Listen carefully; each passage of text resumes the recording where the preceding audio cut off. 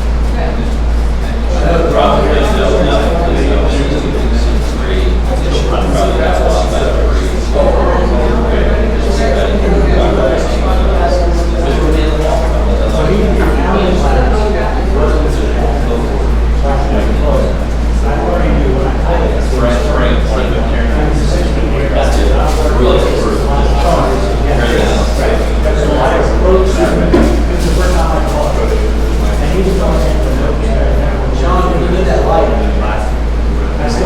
Actually, we're not doing it until Friday now, so. it's in the Okay. That works. Okay, last call, if you guys want to get anything to drink or eat before we start.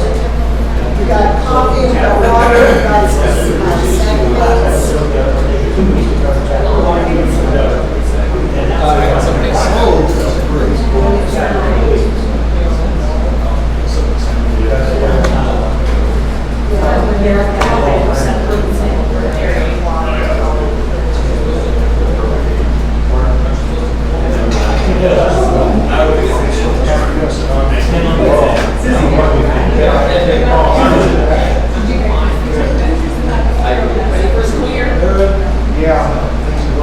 Assuming that we have someone who's live stream losing my voice.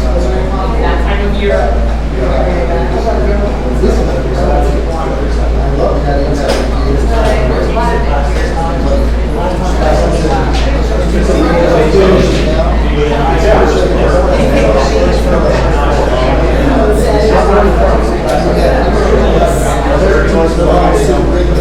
I'll probably do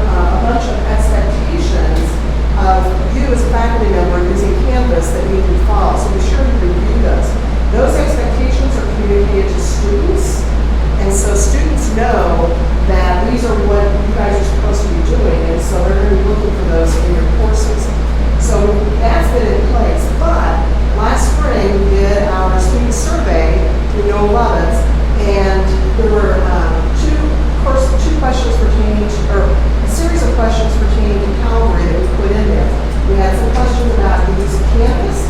We had some questions about course content. And what happens is when we get a result back from that survey, the results back, and Noah Levin's helped us to interpret this, so it's not just my interpretation, but it's their interpretation too. What came back is students love our faculty. They think you guys are great. They think that you guys are great people, and they love you as a person. They think that you care. They believe you care about them, which is fantastic. They also believe that you're knowledgeable in your subject area, which is a great thing for our students to know. They have confidence that you know your area.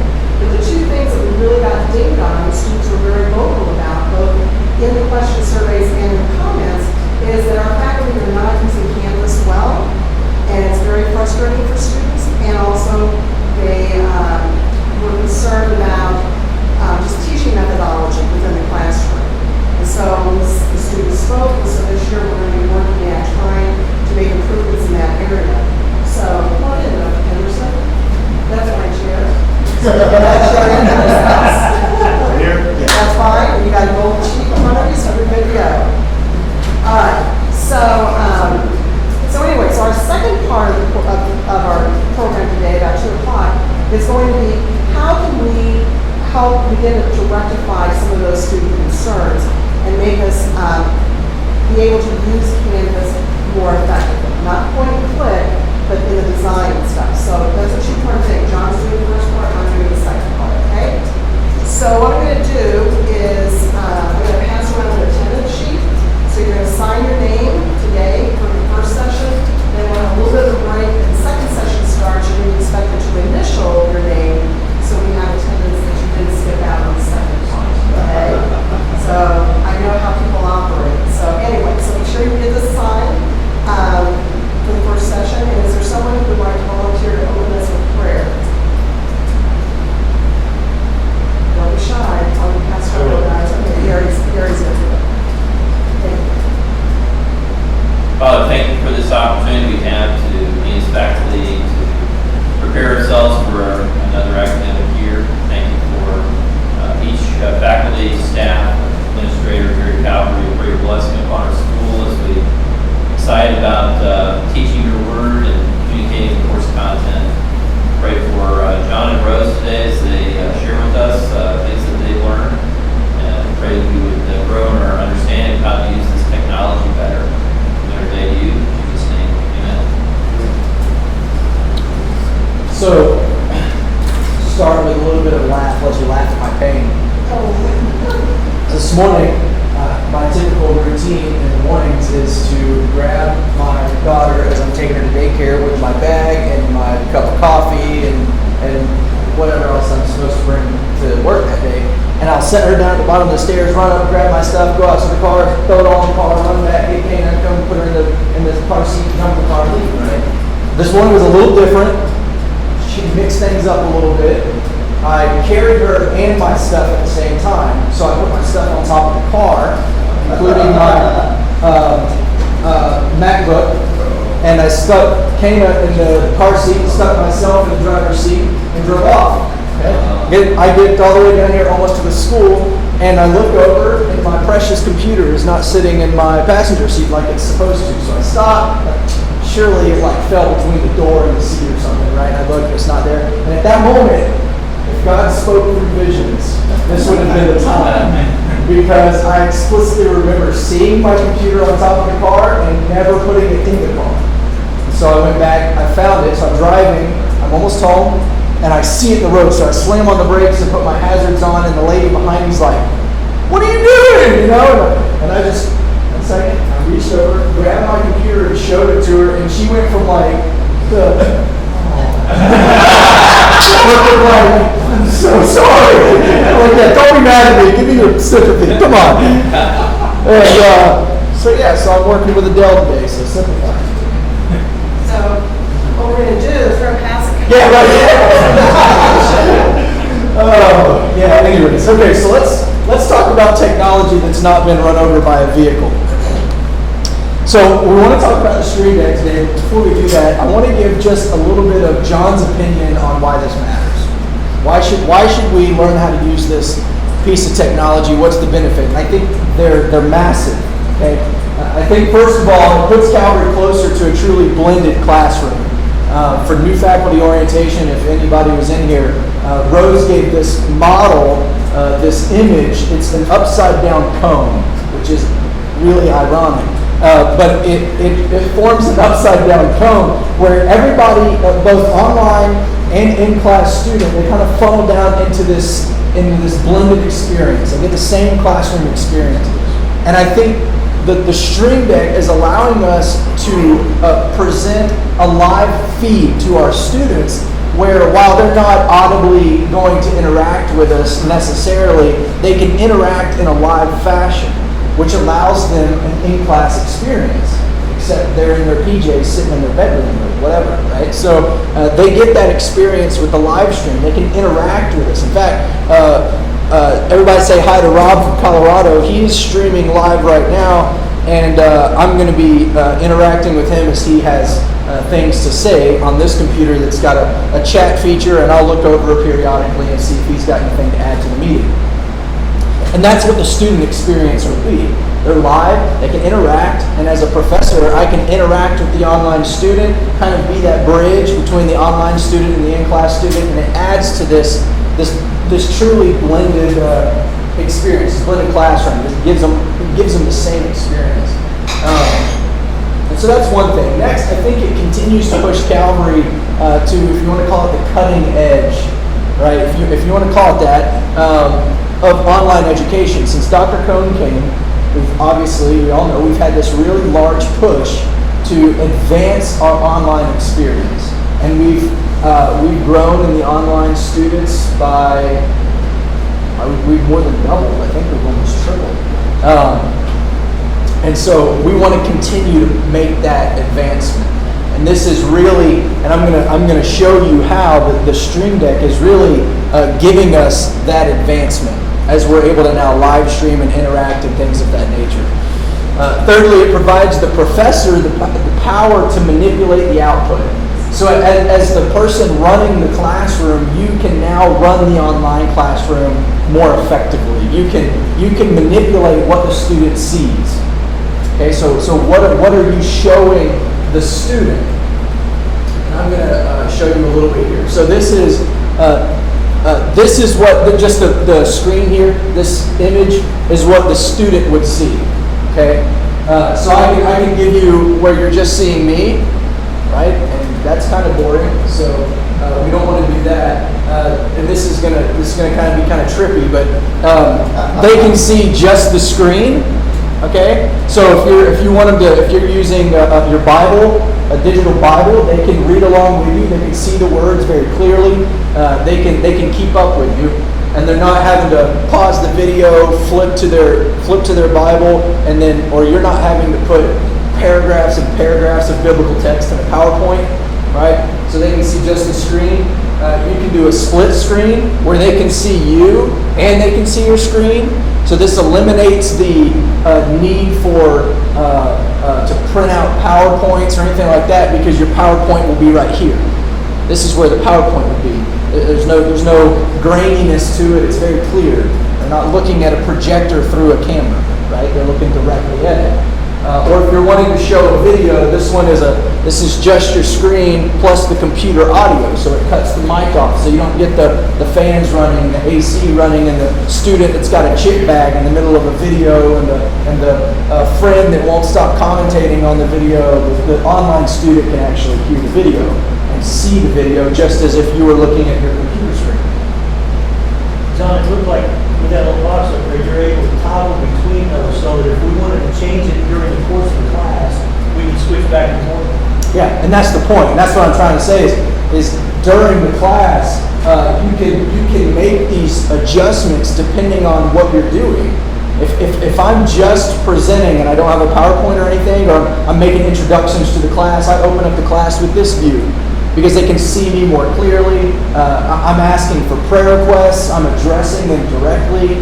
I'm doing those things where they feel more in the class because I'm the focus of the camera, right? I don't always want to be the focus of the camera though. When I start bringing up PowerPoints and working through slides, this is the view I want. and I can do that. If I want to show a YouTube clip, I can go to the other one so that they get a better experience with that. So it allows me, as the manager of the classroom, to manage the online student experience as well as managing the in-class student experience.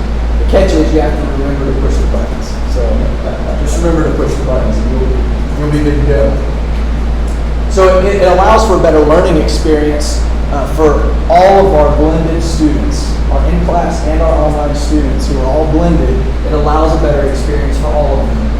And it heightens the potential for successful ingestion of information. As we all know, we're in 3-hour blocks. We've got 8 weeks, and we're outputting quite a bit of information. And this is going to allow for those students, because they have a better experience, because they can interact with you, because they have a better visuals, because they can hear better. All of those things, those are all going to increase their potential for ingesting the information adequately. As we go to this, will students still have that basically week to watch the video?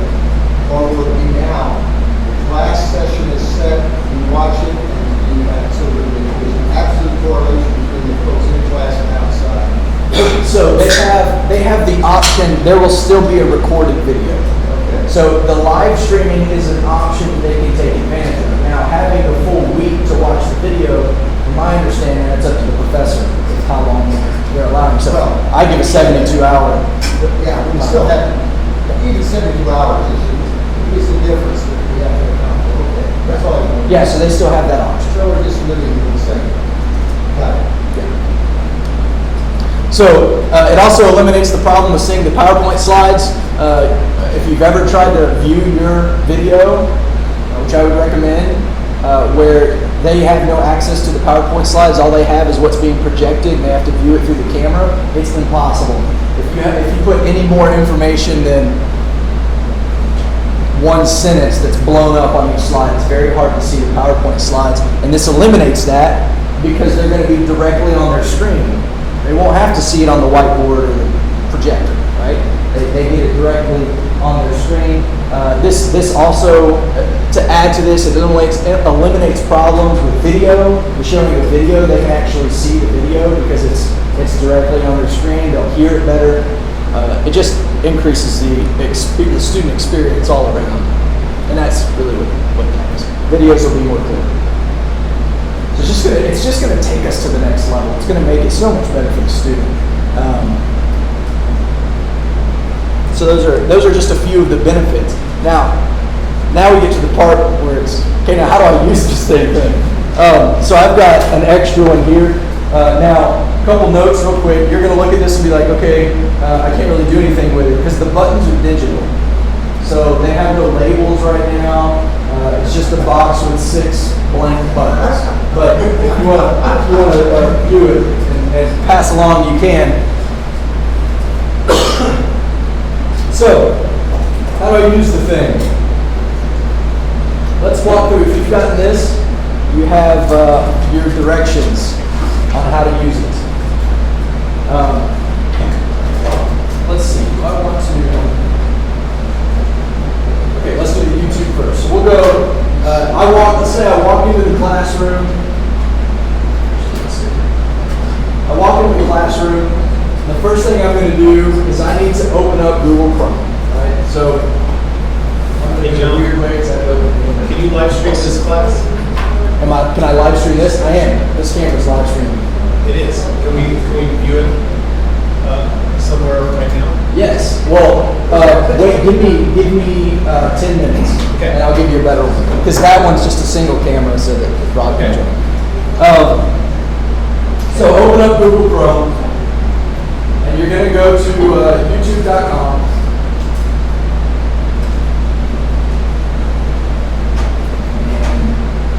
And you're not going to be signed in, so this is what your YouTube will look like. Okay, at the top right, you're going to get a sign in feature option. Click sign in. Here's an important note. We're no longer using faculty YouTube at calvary.edu. That's no longer in use. You use it for the remainder of this cycle. I was gonna say, come later, Dave, because we still got a couple more classes. Next cycle, we will no longer be using faculty YouTube account. Or you can notice on your sheet, the new credentials are here. Steps 3 and 4 are the new credentials. So you're going to sign in as lectures@video.calgary.edu. You're going to put that password in it's under step 4. And you'll log in. Okay? As soon as you log in, you're going to notice a list. Okay? We now have a separate live stream for every classroom. The live stream link will stay the same for that classroom indefinitely. So if I'm in this classroom teaching, I will have one live stream link that I'll post in my Canvas account in the online classroom, and those students will access the live stream through that link for the entire 8 weeks. Okay? So when we get to looking at how to get the live stream link, recognize that you only get that once. When you're building your class, that's when you need to get the link.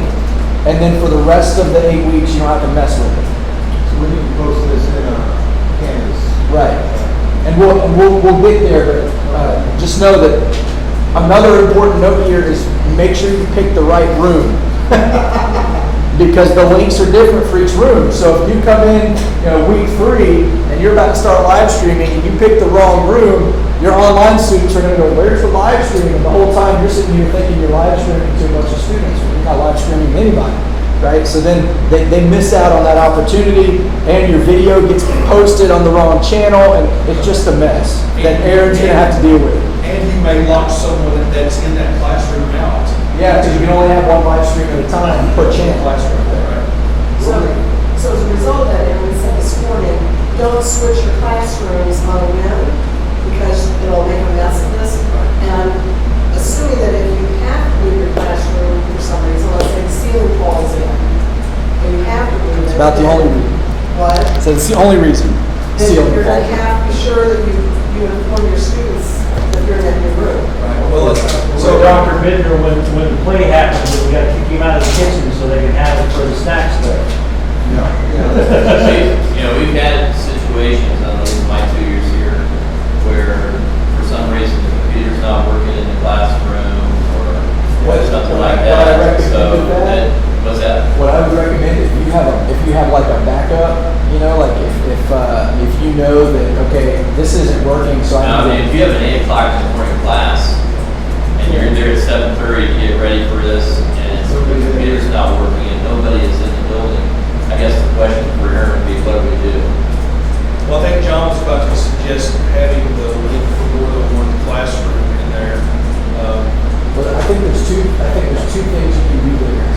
One, if you get to where you know this well enough, or you know how to grab the live stream link, you make an announcement in Canvas saying, hey, we've had to move classrooms for this week. This is the link you're going to want to use to live stream.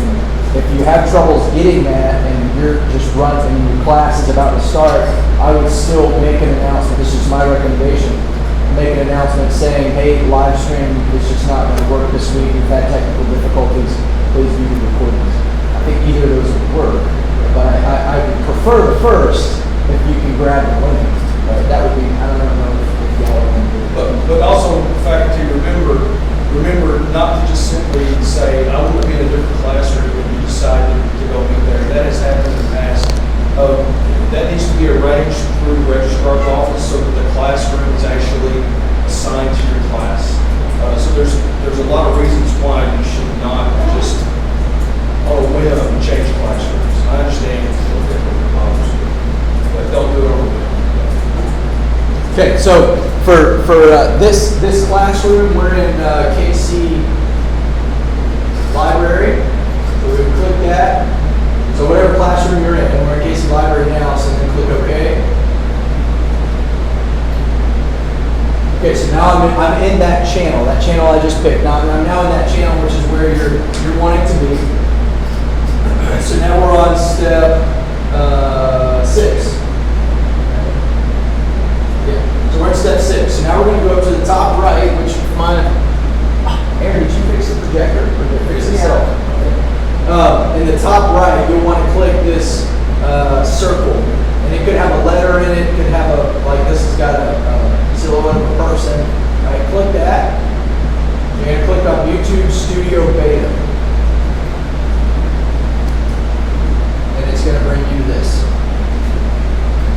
on this screen, you're on the right track. And it may take a little while, like a 10 or 15 seconds, like this morning it was slow. Is that right? Once you're streaming, the stream might be 15 seconds. So then in the left side, this is kind of this is your menu bar on the left. So we're going to be utilizing two options on that left bar for now to get the live stream going. About midway down the bar, you see what's called other features. If you'll hover over that, you can then go over here and click live stream now. I mentioned this earlier today, just because sometimes, especially if we're running late for class or something, we'll get in a hurry. The one right above it says live events. Don't click on live events. If you click on live events, it's going to take you somewhere that looks totally foreign, and then I would suggest just closing out the internet and starting the process over again. Because getting back to here, it just requires steps we're not going over. So click live stream now. And then this is the page you'll be on. This will stay up the entire class. Once you're here, you have reached, I'll say the 2-yard line. You've got like 2 yards left to go. Okay? Because after this, all we're doing now, we're just messing with the stream day. You're hitting a button and you're off to the races. Okay? Before we do that, I want to show you how to get the live stream link. So as you're building your class, this is the link you'll need to put in Canvas. Okay? You're on this page. Remember, make sure you're in the right classroom. So when you're building your class, you'll more than likely be doing this in your office. Make sure you know what classroom you're going to be in when you're teaching it. Make sure you've got the right classroom for the right class. Like I'm teaching in Langmaid and Sabre. Make sure you've got them, paired with the right class. And then you'll just scroll to the very bottom of this page, and there's your link. Down at the bottom right here, this is your live stream link. So you'll want to copy that and paste it into Canvas. I would recommend, Rose is saying announcements. So as you're building the class, you publish it, make an announcement, and let them know this is the link to the live stream. If they miss the live stream, they'll need to go to Pages to watch the recorded videos. And that's the link to live stream only, that's not the link to your videos. Yeah, not to your recorded videos. And that's different every class period. No, this one is the same, always. That will be the same. This link is always the same. The recorded videos are going to be different. So if you post under announcements once, it's good for the whole 8 weeks. For the live stream, yes. And we'll go over recordings. Just not yet. Right, but when I set my homepage up, I've got, I put it in the introduction, I put my syllabus right there. We're going to do it Just under announcements. So we're going to do it under announcements. Everybody is going to put this link in announcements and say live stream link in your title, your announcement, and then put that in announcements. Everybody's going to do it the same way. And we'll actually be going over like uniformity and stuff. That's what Rose is going to be talking about. So we'll try and put them all under announcements, the live stream link, and then of course the recorded videos will go on the Pages, which we'll go over how to get the recorded videos. So is this something that we could do, like in my case, I want to have that link on there before the first day of class. Yeah. So can I go into that classroom and get to this point? You can get to this point from anywhere. So you could be at home and get to this point because remember, as soon as you log into the Just select the classroom. Right, you're just selecting what classroom you're in. That's why you just got to make sure you're getting the right classroom because the links will be different for each classroom. Okay. But you can access it from anywhere. So then once you get this posted in announcements, and that's when you're building your class. That's before class ever starts.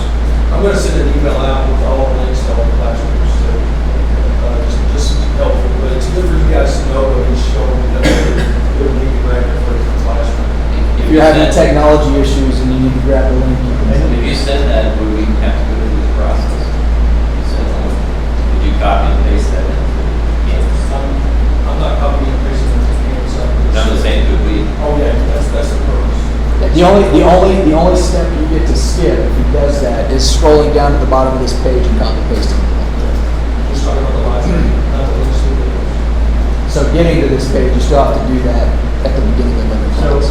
At the beginning of every class, you have to do You have to get to this page. You don't have to paste that link. You only do that once. Okay. So what I'm saying is, if he makes this list, you get to this has to be done at the beginning of every Every class, class. getting to this page. Which, once you've done it a couple of times, it takes all of it out. When you build the class content, that's when you're going to put this in there. Not at the beginning of each session. When you start setting your class up in Canvas, you're going to take that, you're going to put it into announcements. One time. The only thing we have to do weekly is the actual, that session. Right. Okay. So we were all going to do in the next 2 weeks. Gary has already informed me that there's potential one of my classes could move. So if I set this up, then all I would have to do is to simply go back to the lead that link and put the link for whatever the new classroom is. And your announcement, yeah, and your announcement. Yes. And give them another announcement to let them know that it changed. Not necessarily, just go in and change the one, the announcement that's there. And so they will just go to the announcements and click to get. So as long as we have this correct on the Right, announcement. so I'm gonna correct one, every week they wanna come in and watch, all they do is go to that announcement, and put that link where it's go.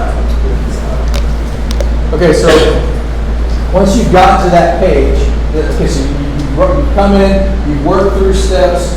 This is 8 a.m. You've got a class happening at 8 a.m. You come in and you work through steps 1 through 7. Now you're done with the YouTube, so you can minimize it. Don't close it. You can minimize it, and now you're just working directly with the Stream Deck itself. Okay. This is what it looks like when you first walk in. This is what this is the setup it'll have. Okay. I'm going to work through these buttons because every class is going to be the same. All right. So this first button is how you start your stream and your record. So you press it once, it starts the live stream, and it'll also start the recording, which is automatically put into our files. Yes. I explained to on page 1 and page 2, so they're sure they're on page 1, so if they're on page 2, they're not going to see that, so I'm on page 1. We'll get there. We're gonna work through these, and I'll explain each button. So this is how you start your recording and your streaming. So when you walk in and you get to step 7, you'll click Start, Record, and Stream, and you won't touch that button again until the class is over. Okay, so just leave that one alone, because that's also how you stop it. But you don't want to stop it until the class, your 3-hour class is over. So we're no longer going to have each week. You're not going to have a 50-minute block, and then a 50-minute block, and then a 50-minute block on the videos. So they won't be viewing 3 different videos. They're going to be viewing one long video that's got 2 breaks or 3 breaks or how many breaks you want. So if you take a break, you just literally either in your slide deck or you make an announcement, we're taking a 15-minute break. We have a break on here, and it's a break button. Does the button change colors or anything to indicate that it's actually working? Yes, and when I show you the next picture, you'll see it. Okay. It'll be lit up whenever it's active. Okay. And when this is on, it's the thing you have around the blank, but this will be actually visible. Right. Okay. Yeah. So you can. I don't know if you can see it here. Oh, yeah. It's the same thing there. So this is how you start and stop your recording your stream. Again, start it at the beginning of your class. Don't stop it till the end of class. This is you can mute your audio for whatever reason. If you need to mute it to where you essentially this online student won't hear anything. It just cuts all audio out. If you need to yell at a student in class or something. Exactly. If you need to do something that you don't want the online students to hear you doing, just make sure if you mute this, please don't forget to unmute it, because you will be reteaching the class. If you unmute it, your recording and whatever you do here affects both your recording and your stream. So if you mute it and don't unmute it, it's not only the people that are streaming that will not have any audio. The recording won't have audio in that section either. So don't forget to unmute it if you have a reason to mute it. And then this button in the bottom right on both sections, this button is the same. It takes you to the next what I'm calling page. Okay, so this is page 1. This is the first page of buttons. If I click this, it's going to go to the second page of buttons, which looks like this. Okay, so there's page 1, which is where you start and stop your live stream and record, and there's page 2, which is where you're going to manipulate the output. You're going to manipulate what the students are seeing. Does that make sense? Yeah. So this is the lit up button. So this is the active one, right? Yeah, it's hard to tell in the picture, but it's lighter color because there's light behind it. Okay, so there's really 5 options that we have programmed for when you're teaching. Okay, So option 1 is the camera only. So it's that camera looking at you and whatever's in the frame of reference. So that was the. Is that what we have on here? So that's that. So the first button gives you that option there. The second button, the student will only see your screen. The third button, which is this one right here, so going from left to right. Third button here is the camera plus your screen. So it's the camera, it's the split screen, which I showed here. Okay, so camera and then whatever you've got on your screen. It looks like an infinite deal because my screen is this. So if you had PowerPoint up, this would be where your PowerPoint shows up. Okay, and I'll show you an example if I'm ready. So that number 3 would be the one that would be used the most if you want your online students to be able to see the PowerPoint and see you as your teacher. Right. And regardless of what we're doing with the video, the audio is still running. Right. There's a couple exceptions, and they're purposefully changed. So after on page 1, after you push button 1, button 2, then you go to the 6th button, hit that, get to the second page. Then you want to, if you want just to do the filming of the whole section with the split screen, you just hit button 3 and that's it. Yeah. So you can just basically. So don't hit button 2 on the first page unless you want to mute your class. Oh, I see it. Okay. So button you have to hit button 1. You have to hit button 1, and then you have to hit Button 6. Button 6. Okay. And it'll automatically be set to one of these options. It'll automatically be set to these. You just need to choose which one you want. On the little box that you passed around, they were all black buttons. Do they light up? Yeah, so these are all digital. So we've programmed these to look like this.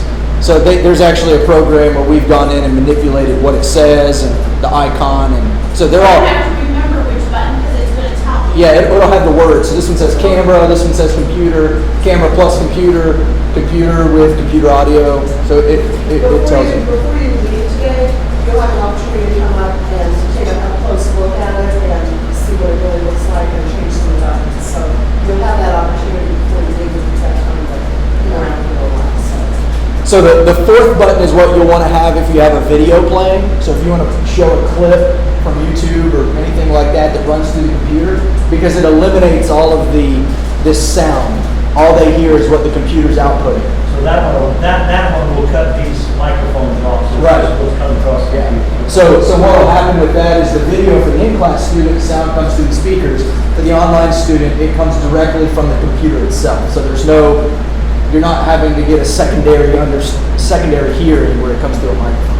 So like in Sabre with the black screen TV, you would hit that. The resident students would actually just be watching it on there, and you're saying that the online students, they're not going to hear anybody sneezing or anything like that. They're just going to be able to hear the video, see the video, and hear the audio. And part all of it. they'll see is the video. And that's all they see. They don't see you. They don't see anybody else. And that's important too, because if you're showing a video but you have instruction mixed in with the video, so you're showing the video, you pause it, you give instruction, make sure if you pause the video, you switch back over to a different view so that they can hear you and give feedback and talk about it and things like that. Because they won't be able to hear anything but the video, and they won't see anything but the video with this option. So, and then the last one is break. I've got my classes structured where I do about 45 to 50 minutes and then take a break. And so instead of cutting the video like you've done in the past and starting again, you don't have to start, stop, all that. You just start at the beginning and end at the end. And all you're doing when you go on break is you click break. You just push break, and what it does is it's gonna give you this. This is what the student will see. Class will resume after a short break, and it cuts the audio so that they're not hearing the small talk and all that kind of stuff. So they don't have to turn their sound off and then turn it back on when class starts. So you want to do that when you go on break. So when you come back, you just have to re-hit that, and then you're back into everything? Just Or click you have to whichever go back one you to- want. You don't have to go back to page 1 and do everything again? Nope. So, because it's an endless stream, so it's continuously recording, and so all you're doing is this thing acts as a switch, and you're just switching it to whatever output you want the student to see. So while you're on the break, the stream doesn't stop. Right. So if you're on break for 15 minutes, they're going to see that slide for 15 minutes. Right. Okay. So if you wanted to Then have go like a change the question, PJs. discussion time with your resident students, and then for your online students, you could post a discussion. You could actually state that in class, so we're going to take a break, and online students need to go to the discussion page and answer a question that relates to what we've looked at. You've done your lecture for 40 minutes. The resident students are going to break up into small groups, and they're going to discuss a particular question. You're going to post that on discussions so that the online students can do that in sequence with what everybody else is doing. Yeah, Is that correct? there's a few different ways you could tackle that, and again, it's just kind of recommendations from what I might do. But just don't forget that there is on YouTube there's a chat feature that they can be interacting with you on. So if I go to this is the page where you'll be seeing the video. If I scroll right here, there's a chat feature right here. So the online students that are live can be interacting with you. So what I recommend is every so often, when you've completed a thought, you can take a look. And what I've experienced is that they really appreciate. I take a look, I read their comment to the class, and then we can interact with that comment. I've had students that'll message in just, hey, I wrote a paper on this not too long ago, and they'll write essays, and I'll tell them like, okay, well, I don't have time to read all that. I'll have to interact with you at the break, but they love commenting.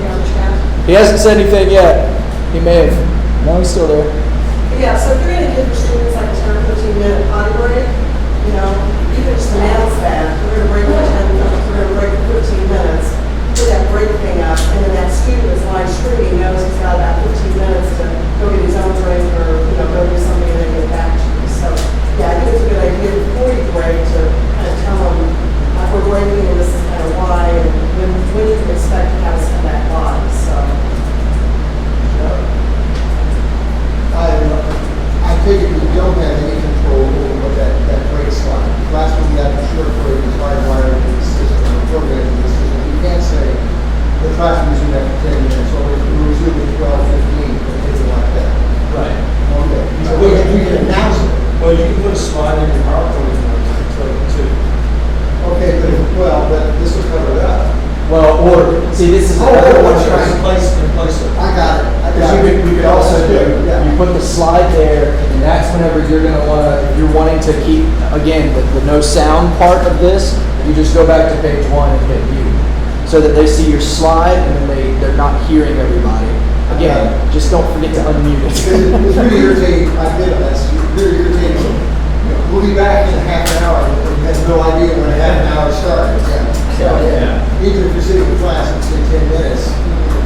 Yeah, it's give or take 5 minutes. Well, and it's nice to have the students that are in the classroom know when things are starting up. We got to give them 5 minutes. Okay, so we've went through what the stream deck looks like and how you're going to utilize it. So now you've taught for 3 hours, you're worn out, you're tired, you're ready to go back to your office. So you want to end it. Okay, this is what it looks like while you're recording. This is that page, that initial page you came to. If it's green, that green bar and the green dot, that's a good thing. Okay, that green is good, red is bad, or gray. If there's nothing there, that's also, it's not doing anything. So we need to figure out why.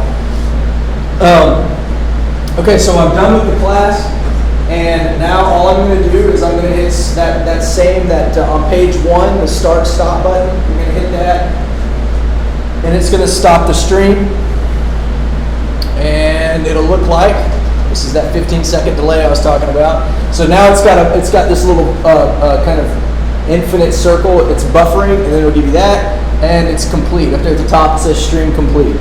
So you've now completed the stream. The class is done. The live stream students are going, dang it, class is over already. And I haven't experienced that before, but I can only wish. Okay, so now what I've got to do, now I've got to get the recordings because the students have to be able to see the recordings. But before I do that, we have to rename our video. Okay. And we're going to be naming them according to the sheet. And make sure that the guidelines here are case sensitive, and it needs to be identical to this for search purposes. So down here under step 18, that's what it needs to look like. So let's get there first. So we're back in Google Chrome, and I'm going to click Return to YouTube Studio up here at the top right. See that? Click that.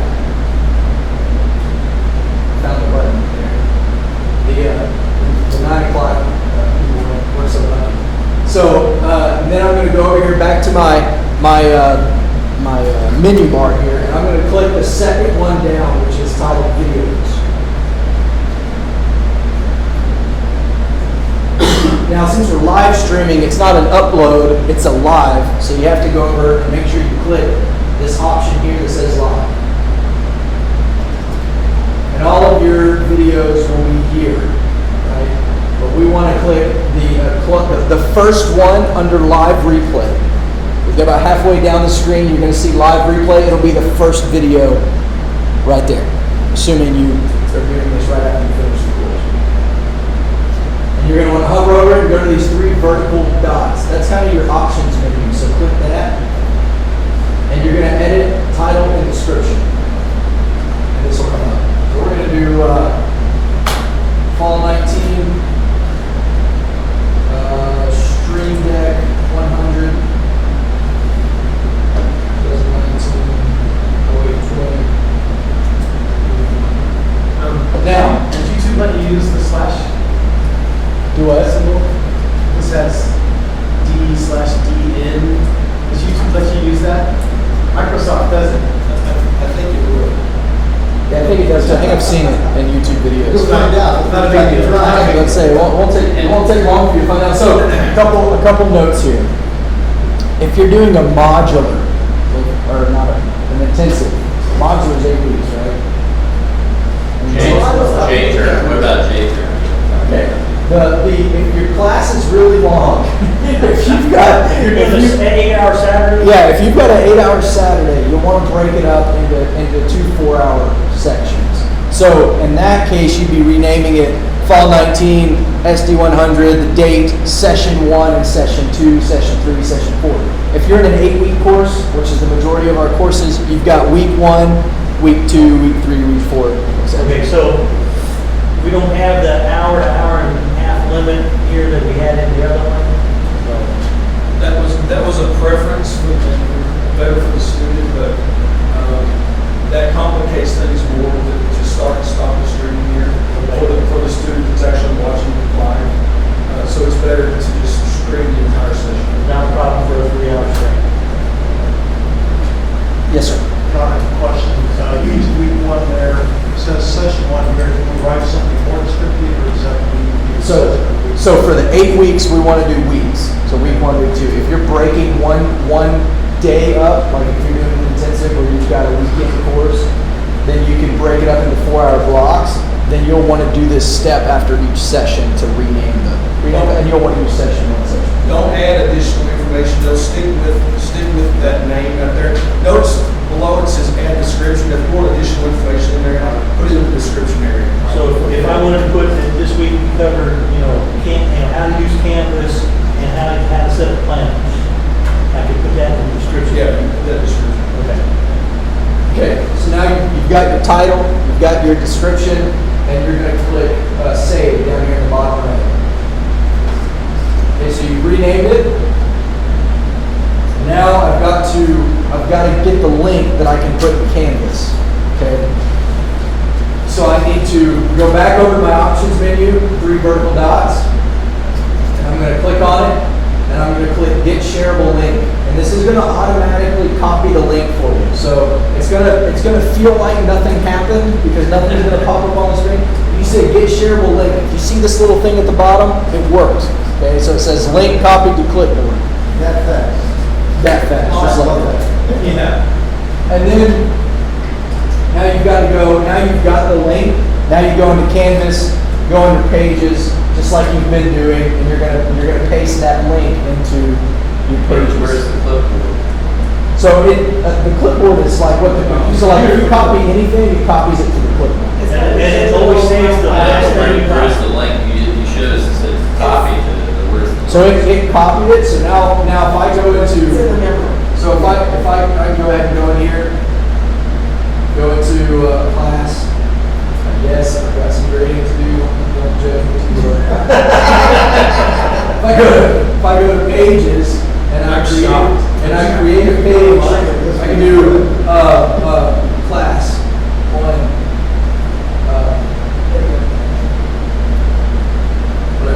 whatever you need to type. And then all you're gonna do, however you paste, so, you can right click and click paste, and automatically paste the link in And you there. paste it that way, or do you use the little link symbol we use now? Actually, I've always just done it that way, you can do it the other way. You but this don't? is much simpler. Okay, well, if they call. We're making your life easier, don't see? I'm all for it. Well, we go to a farmer. So I was actually worse. In that step before, when you said get shareable link, it's gonna save it to the clipboard. The clipboard is always gonna remember whatever the last thing was. Yeah, don't say two of them. Yeah, so doing that get shareable link is the same thing as if I highlighted it and right clicked and hit copy. It's the exact same thing. Now, what you've shown us, say I have a 3-hour session, which I will have in a couple of weeks. That, one of the problems we had is I have to, I do a certain amount of work in class, at the end of the class, and then I walk across campus to my office and sit and wait 100 years for the thing to upload. Could I just do it right there in the computer in class? Because it uploads automatically. As it's streaming, it's uploading at the same time.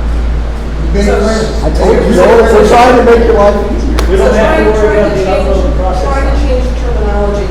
We're no longer uploading videos to Canvas. We are posting them to Canvas. Posting it there, I got it. You've never I know, but uploaded. we use that term. Yeah, uploading is when you're moving a file of, let's say, you've always copied a link from YouTube to Canvas. That's So we're posting to Canvas, trying to get terminology. But with it already uploaded, all that we're simply doing is copying the link that's already, so we don't have that upload and processing time like that we had. Streaming is uploading. Okay, so for time's sake, let's keep on because you're not done yet. I made you happy, but you're not done yet, right? We now, when you're streaming, it's uploading, and it's also downloading a local copy. So you've got your online YouTube copy, but it's also downloading a copy into your files, okay? So we have to rename that local copy, which is the same thing you've always done. You're gonna go to the same folder, you're gonna go to that file, and you'll rename it. So, I minimize all of my Wonders windows, and I'm gonna open up the folder, I'm gonna find the one that was just done, this one, and you'll rename it to this. Keep this format. And if you follow these two formats, you'll notice they're exactly the same. So the name should be the same in both YouTube and local copy. Okay? Yes, sir. Quick question, maybe you already said it, but this is, can we get an electronic version of this? Yeah, either I or Rose will email a copy out. Yeah, you got the hard copy, we'll see that you get an electronic copy, and then, we're not posting anything. They might be posted one other place, Aaron and I have to talk about that. He doesn't want too many electronic things out there, digital things, because if things can change, you don't want to. So if you will have this available, and just. Demo video.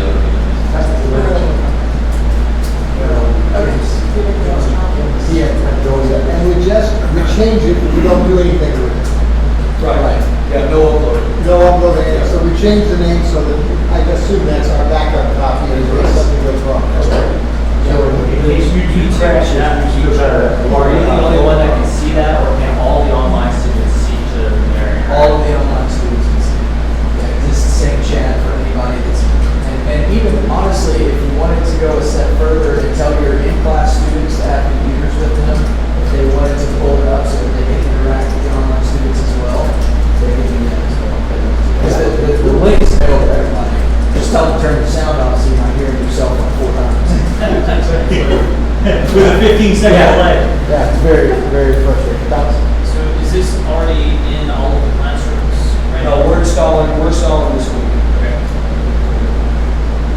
So it's just the hardware box, you don't have any software you have to upload? Yeah, there's software, there's something called OBS and then configuration software for the stream deck, but you guys don't have to interact with either of those.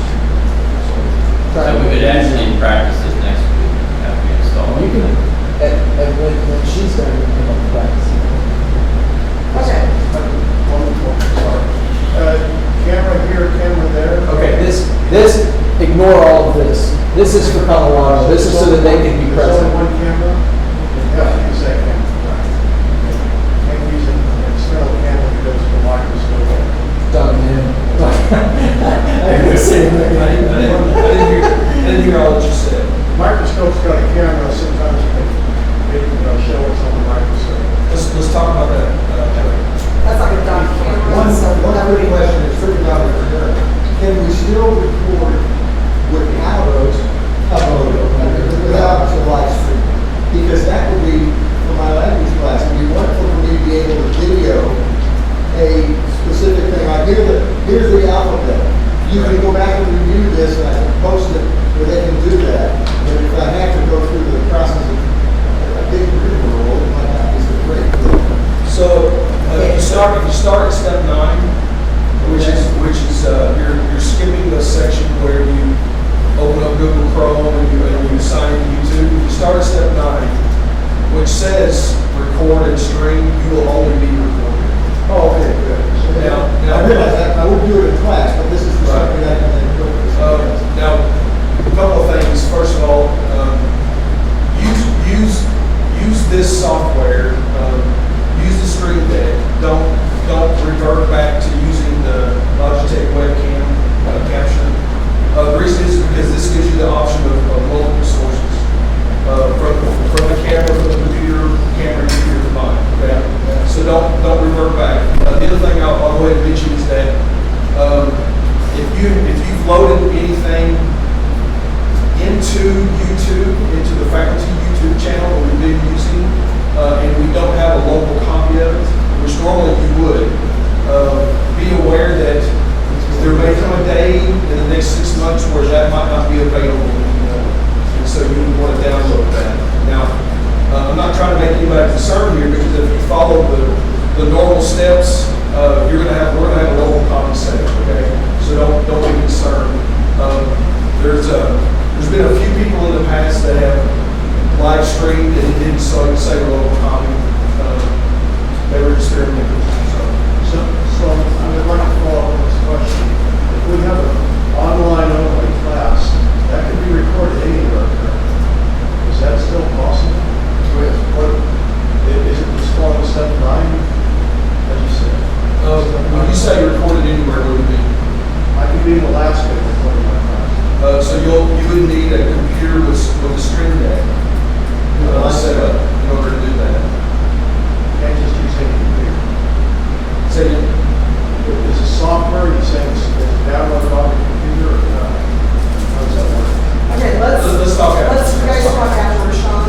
Yeah, just a quick question. So you said that the old channel, faculty YouTube videos is going away? It may go away. Because like for example, I have a legacy class, well, from a class that I don't think that I have the videos anywhere except on there.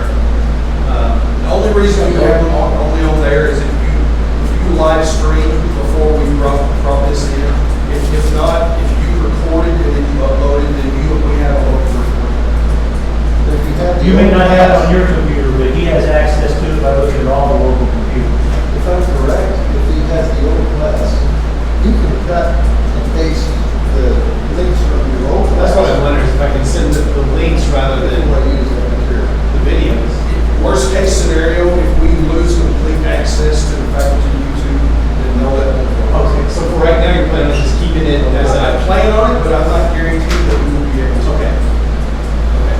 Will you let us know if it ever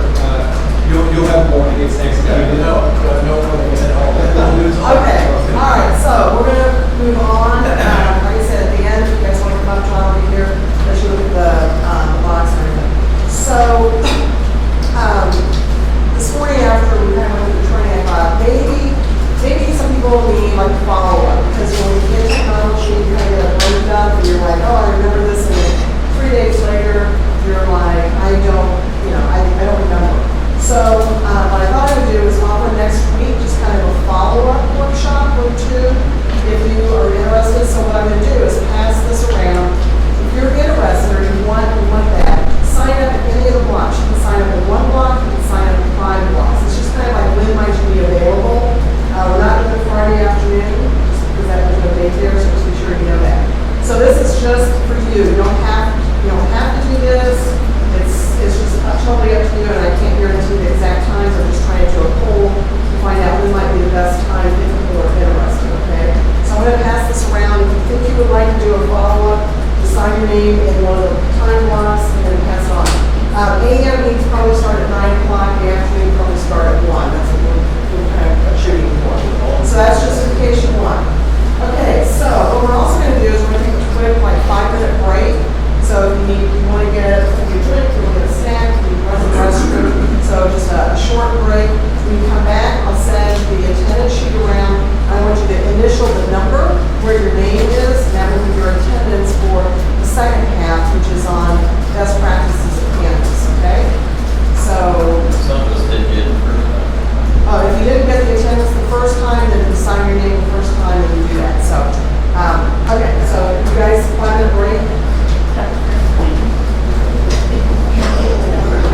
John, you didn't let me watch the live stream. Yeah. Well, I ran out of time.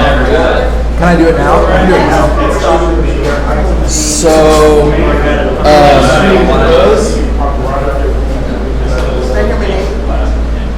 That's gonna need to live stream your presentation.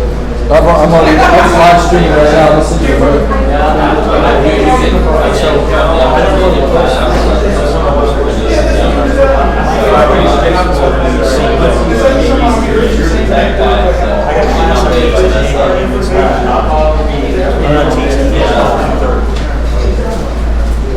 Do you have the attendance? You can sign and come back. I'm gonna wait until. I know, but I just signed for the first class.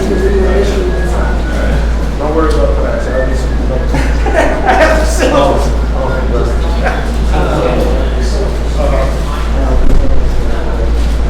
Are you gonna be able to Thursday?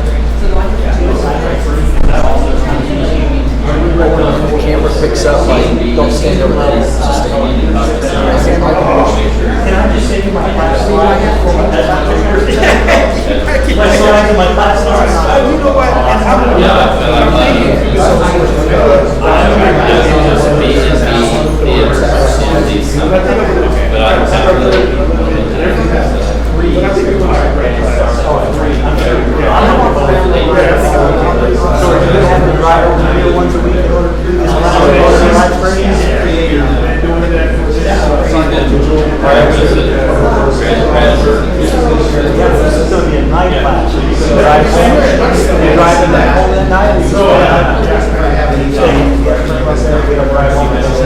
Hey, John. Yes, sir. Thursday starts at 8:30.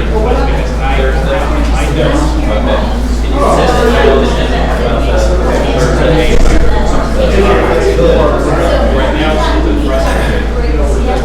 So thanks for letting me know that.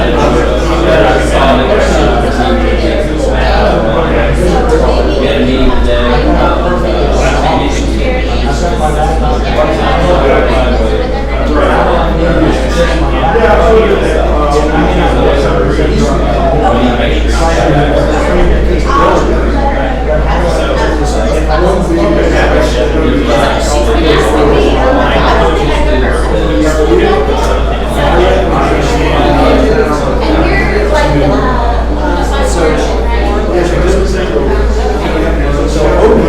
The other thing I think about my class get with Gary and find out if the whole time the sign is 30 is busy,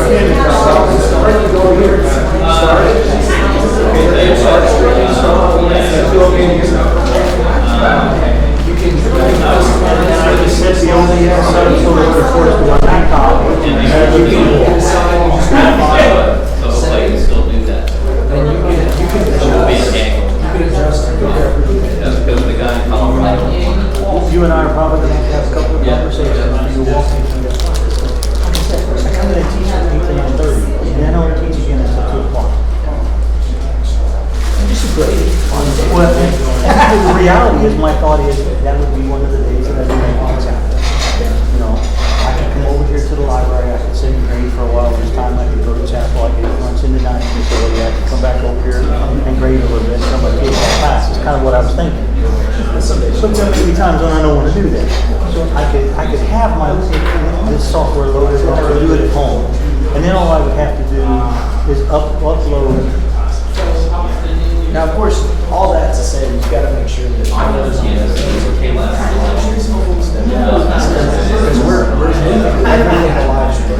So I want to make it so where that's just like actual. Let's say I had to go, I had to go to the doctor because the class will be there, it's all recorded from here, and you guys will watch it on Okay, video. have everybody take their seats. We got John. 2 people, I don't know where the others are. Everybody take their seats. I have it. Okay.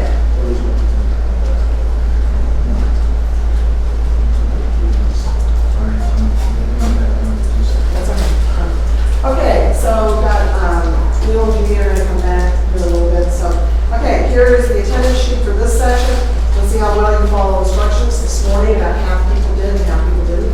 Initial, you did number where your name is, and if you didn't sign in for the first one, sign in down and initial vote. So the initials and names. You say the number, you mean the left one. The number that's in the box beginning. So the initials should be marked. No, initial the number. Initial the number.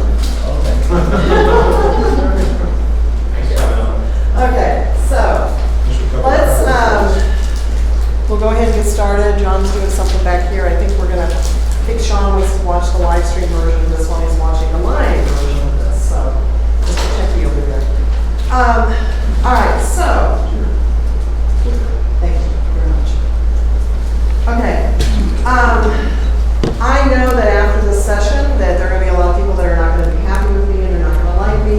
But as I said this morning, I taught high school for a number of decades, so I'm used to students not liking me. So it's like, okay, we'll manage it. So, how many of you have ever read the book Good to Great?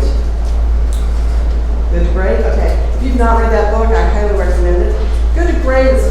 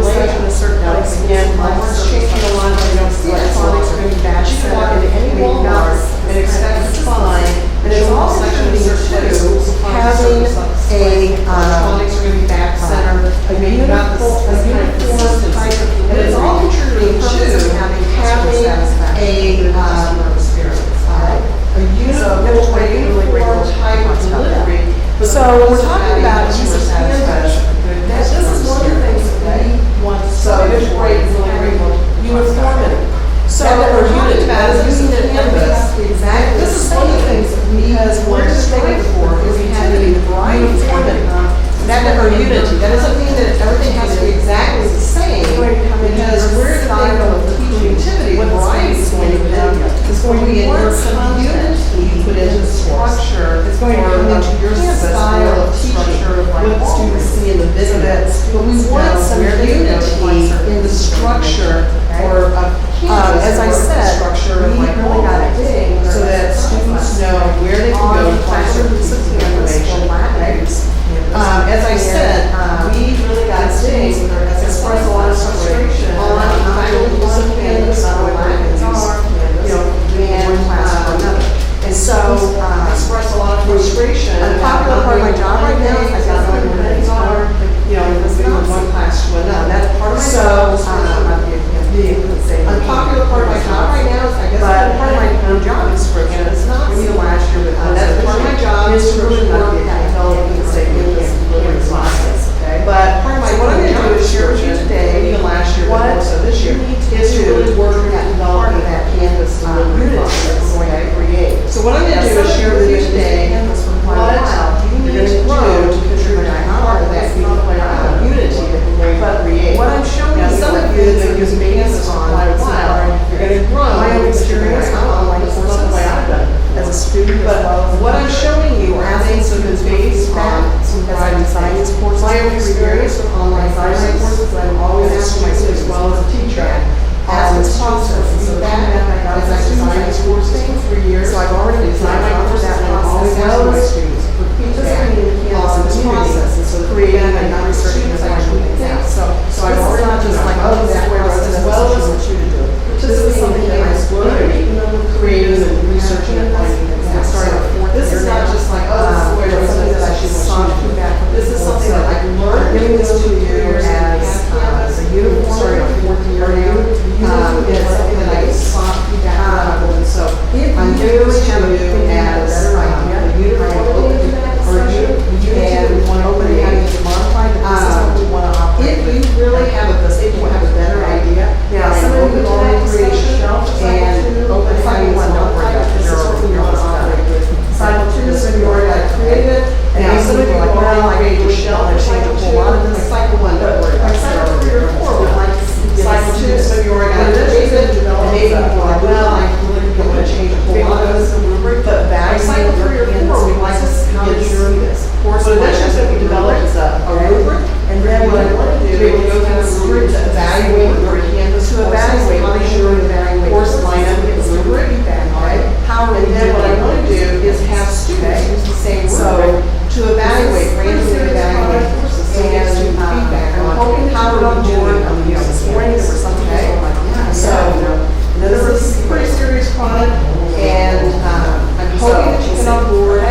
So we want to have unity without uniformity. In other words, your academic freedom, your creativity. So we'll see. Okay. So we want to have unity without uniformity. Your academic freedom, and you'll get this kind of in writing at some point, so you can take notes and your classroom experience and things like that. So first of all, and you'll get this kind of in writing at some point, so you can take notes, but you're going to have this information available at another point too. So first of all, we want to create your profile. All right. Now, how many of you have a profile created in Canvas? I'm encouraging students to create a profile. I would like for you to. All right. I am encouraging, I'm also doing Canvas training. Go in and look. I'm encouraging students to create a profile. Encourage them to do that. Because what that does is it helps your students to create a profile. You go in and look. There's no special when we're dealing with students. I encourage them to do that. Because what that does is it helps to put a face and some detail to the person, especially when we're dealing with students that are not going to be on years. Because we've got people, and remember, we're dealing with people that will. So here is a shot of our campus for a couple of years. My profile. So what you do is you go to account over here on the left hand side. So here is a shot of.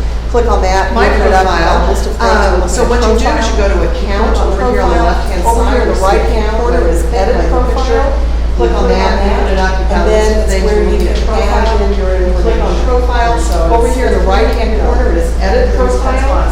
You click on that. So what I would do is where you add in your information.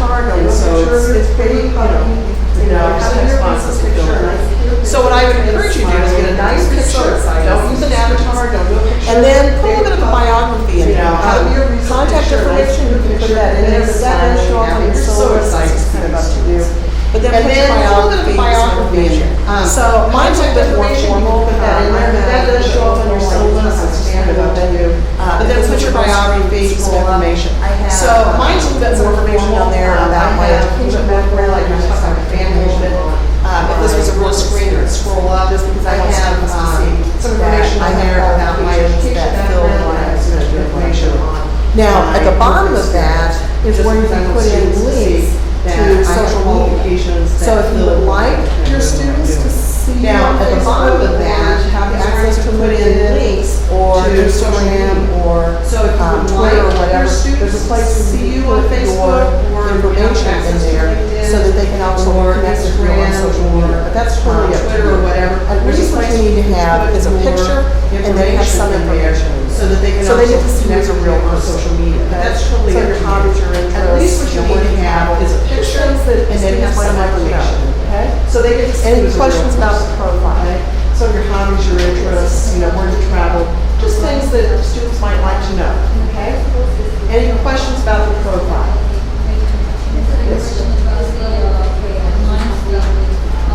Yeah, because most of our students are, would you have to be concerned about me would be if you're teaching a class that's going to have a lot of, because most of our students are under 18. Would you have to be concerned about me would be if you're teaching a class that's going to have a lot of, don't want to do that at that point. Because what Jeannie said is under 18 now, she said a few years ago, a lot of concern about teachers that don't want to do that at that point. What Jeannie said is really true. It came out because a few years ago, because it's too private, concern about issues. Teachers, so that we did talk about that as faculty on social media, but because we're dealing with adult students, but again, that's how you feel comfortable.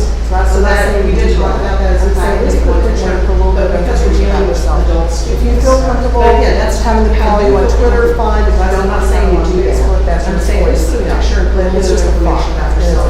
If you feel comfortable having to follow you on Twitter, fine, but you don't want to have them on Facebook, that's your choice. So the next thing we're going to do is we're going to organize our course navigation bar. Now, you're going to say, what difference does this make? Okay, who cares? So the next thing we're going to do is we're going to organize our course navigation bar. Now, you're going to say, what difference does this make? We're going to know where to go to find information. But the thing is, so in the navigation bar, we're going to see order.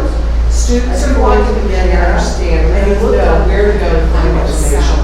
So it's a little bit like if you walk into a restaurant here and there, you walk into Panera, and you looked up, how many other salads, and you're looking for another salad. And their menu was just scattered here and there, and you're like, there's a salad over there, but do they have any other salads, and you're looking for another salad. That's a bad customer service or customer experience. So it's kind of the same way, your sandwiches together, and have your salads together, they have here, everything's organized anyway, so it's easy for you to see. And so it's kind of the same way. We want our students here as an institution to be able to find things. And this is kind of based on experience. This is based on feedback. So I'm telling you, this is kind of chosen once a month. This is kind of based on experience. This is based on feedback from students. There is a logic reason why I kind of chose. Okay, so here's your navigation bar over here on the left. So we start with home because any website. Okay, so here's your navigation bar over here on the left. So we start with home because any announcements would be another thing. The first thing that you kind of sure you can see is home is logical, so that's your top. Then we have our syllabus. Announcements would be another thing because then we have discussion questions, assignments, so that should be second. Then we have our syllabus, modules, and then if you do it, then we have discussion questions, assignments, pages, files, quizzes, grades, people, and then if you do attendance so this is the idea, that students are going to be able to go like, oh, here's my announcement, I always find my syllabus here, here are my modules, and then here's where all the, so this is the idea, is that students are going to be able to go like, oh, here's my announcements, okay, I always find my syllabus here, here are my modules, and then here's where all the support material comes. Now that gives you a really nice share with me that they don't put anything up there except for modules. Later goes and everything is in their modules. Now that gives you a really nice clean handout. The problem with that is that the student later goes, you know what, there was a handout in our class.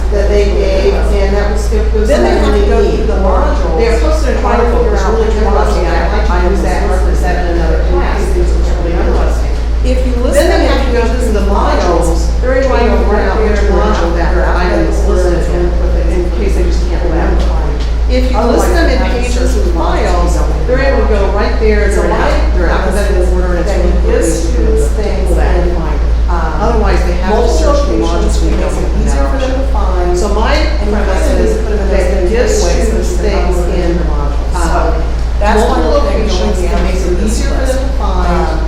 And you kind of order, put them in the form anyway, so they need, and then be sure to disable components. That's why we're going. So down here, you can't really see it, but here in white are use the same order, use the same order, so students conferences, find what they need, and collaboration. then be sure to disable. Now, I disabled those. So down here, you recommend see the very labor outcomes. You have conferences, collaboration is there. Now, I disabled those and recommend you do that. You have to be doing go ahead and set on Canvas. In which case, if you're using, if you're not using something like that, then chat, if you're using a collaboration, then go ahead and activate that. Okay, these are really great. If you're not using something like that, then learning tools are really great tools to use in class. But here at Calvary, in all honesty, these are really great together on the basics. Learning tools, they're really great tools to use in class. But here at Calvary, in all honesty, we're still trying to get together on the basics. If you go clear down to the bottom, there's settings. I'm Click trying on to settings, move, and then it comes up in the navigation bar. You go, now if you go clear down to the bottom, there's settings. I'm just kind of talking about click on settings. But you are going to have available the navigation bar, and you point and click. Now the point how you stuff will come later. I'm just kind of talking about this is the way we want to do it. But you are going to have availability to learn how to do the point and click of how you do it if you don't know that. You can also, instead of going through the steps of Creating a good student learning experience. you can just click and drag the bar itself. You can also, instead of going through the steps of click and move and locate after, you can just click and drag the bar itself Yes. in the navigation, and you don't have to go to the. Checks and conferences, you care where they are, and also all the. There's some shortcuts. Nobody else will have it, so you care where they are. Like what we have on there. Checks and conferences, you care where they are, and also all have some things out there that nobody else will have. Like, Like, is that part of the? links to the labs, links to, Okay, all right. I would say if, Is that part of? I would say if you're gonna be doing that stuff, I would throw it in like between quizzes and I would grades. say if, I usually have. I would say if you're gonna be doing that stuff, I would throw You it have in what? like between quizzes and grades. Okay. Chemistry, zoology, biology. I usually have math, All right. especially near the. That's what they use all the time. I would say so, because I know that you use a lot of stuff really specialized. Alright. Let me just look at it sometime and we can talk about it. But yeah, you want it where, if it's something the students use all the time a lot, you want it more toward the top. If it's stuff that they don't use a whole lot, which is like people in attendance, you want it more towards the bottom. So there is a little bit of a logic to that. So if, again, what I'm doing is trying to establish general guidelines as you go. So there is a little bit of logic to that. So if, again, what I'm doing is trying to establish general guidelines. As you know, people here that are looking at more things. So try to keep that more aspect of campus as a majority case. All right.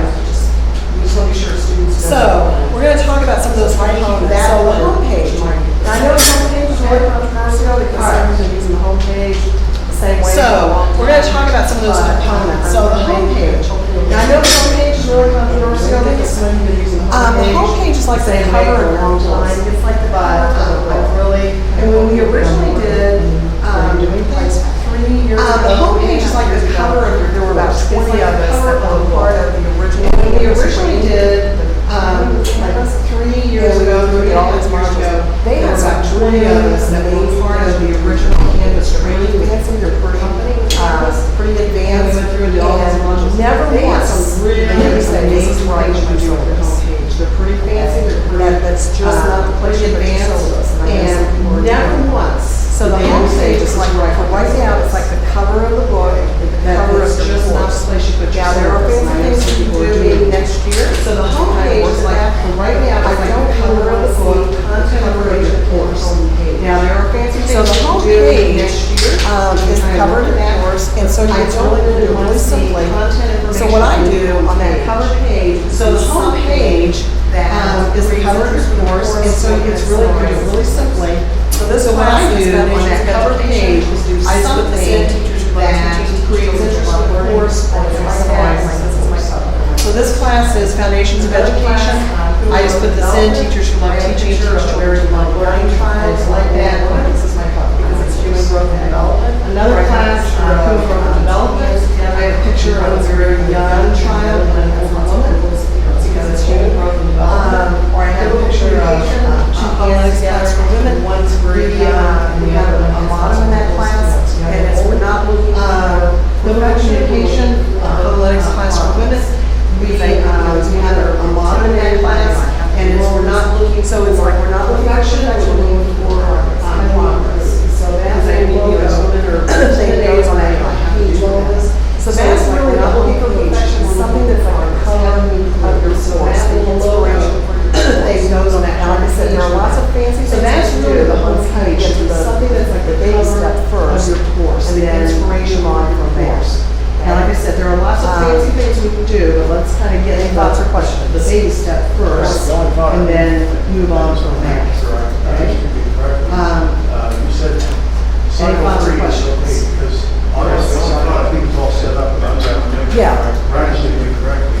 And see, this is, I want you to understand. Because obviously We are looking something's all at set up. progress, yeah. Radically. So hopefully, and see, this is, I want you to understand, oh, I'm gonna fix this. We are looking at this progress. So we're looking at progress. I'm not. So hopefully, over this year, we can go through and change everything. You guys are going, oh, I'm gonna fix this. That could be a lot of work for somebody, and it's a matter of process and kind of changing your paradigm. So we're looking at progress. So I just want you to kind of understand. That could be a lot of work in the sense that, and it's a matter of process we go through, and we want to hear back from the students in the spring, hopefully. I just want you to understand that, in the sense that we want to see improvements go through, and we want to hear back. So that's kind of what we're hopefully, okay? So that makes a little bit better, Chris? Okay. You're doing a better job. So then announcements, we're going to talk a little bit about announcements. Announcements are kind of like your course goals, and that make you feel a little bit better, Chris? That's where you put those things that you want. So then announcements, we're going to talk a little bit about announcements. Announcements are kind of like your course vision boards. This is where, that's where you put those things that you want students to pay attention to. Stay here announcements, label it, a whole variety of things. This is where we want to put have to cancel class because you stay in your announcement and label it that. And that's where your students, if you're going to, if you know that they have to cancel class because you're sick, putting in announcements is a good place. They set the standards so that they get notifications about announcements. If you know if they don't get that, by the way, John was talking about this morning, we're encouraging, so they set their settings so that they get notifications about announcements. When you send out an announcement, they're notified immediately. John was talking about this morning, we're encouraging students to activate this app on announcements, in which case when you send out an announcement, they're notified immediately that that's happening. So they're going to know that. So you have to ensure your students faster than they might if they announcements in their language course, and then announcements in your way to happen, so they're gonna know that. But it could also be something like faster than they might if they were teaching a class and they might not check their own. They write announcements in your way to get this tonight class. So it could also be something like, hey, next year you're teaching a class, and so, they bring snacks or whatever. That's an announcement. Let's say there's something happening in current events right now, that it's like pertinent to your class, whatever. Then you put an announcement. Let's say there's something happening in current events right now that is like pertinent to your class, an article. Then you put an announcement out. Hey, this is happening. Here's a video about it, or here's the news, or link to an article, and something like that. It's class announcement right away, right there. So announcement is like. Now on this course, I only had one announcement. It's just something like the slide that's kind of time sensitive right away. I know that was an issue. Okay. Now on this course, I only had one announcement. It was just the slideshows at a certain point. Because I know that was an issue. I was like. Starting off the class with, those who have class, we have to do for Monday as starting off the video Labor Day. We announce it out there right away, let them know what We have to what's happening, do through the what's expected of them. announcement. So anything like that. Watching the video. We announce it out there right away, let them know what's happening, what's expected of them. So anything like that you want to reach those students on a quick, down here, short-term amount, or draw right here, something that's timely. So announcements are good. And down here, anyway, you have this little inbox, and I got 17 things there, but that's not because of me. I'm on like 5,000 courses. So Anyway, you got the full inbox. You'll, that's not, that's only on 5,000. So there's something they want to announce, student messages to a variety of professors, but, you'll kind of know. Modules. Students can also post. So modules So there's something they want to announce. units of instruction too, so. If you Okay. are a Modules. trained classroom teacher. So modules are units of instruction. So if you are a trained classroom teacher, like K through 12. So a module is really instruction. a unit of instruction, A unit of information, create all your going to see those and stuff like that. There are So a module is two ways. Module is really a unit of instruction, or a unit of one is going to be organized by way you week communicate to your or by students. topic. There are basically So two ways if you're teaching that we're going to do to organize Those modules. modules One is going to be organized by week or by topic. That's simple, and I think most people. So if you're teaching an 8-week class, teaching a module the class, logical thing to all do designed is to organize it by week. then you might. That's simple, and I think most people think about that idea. If you're teaching a module class that meets on an extended weekend, then you might, you could do it by time chunks. There are sometimes module one is going to be might find it kind of better first 4 hours, and module two, your second 4 hours, so it goes Or by topic. So There are some so here's a module that's organized by week. So here we have week 1 at the top, week 2, and then this is the information that's put into So that here's a week. module that's If you do organized the by weeks, week. please put the dates So here in we there have for the week students one. at the top. It's helpful to Week 2, do, and then this is the sometimes information it gets gets put put into into that that week. week. If you do the weeks, please put the dates in there that are for this. It's helpful to them because sometimes you get to week 3 or so, like I'm hooked or like with having the dates there for them, make it easier, and it might even make it easier for you, at some point. So, hook it to a time period by putting the date in there as well. Yes.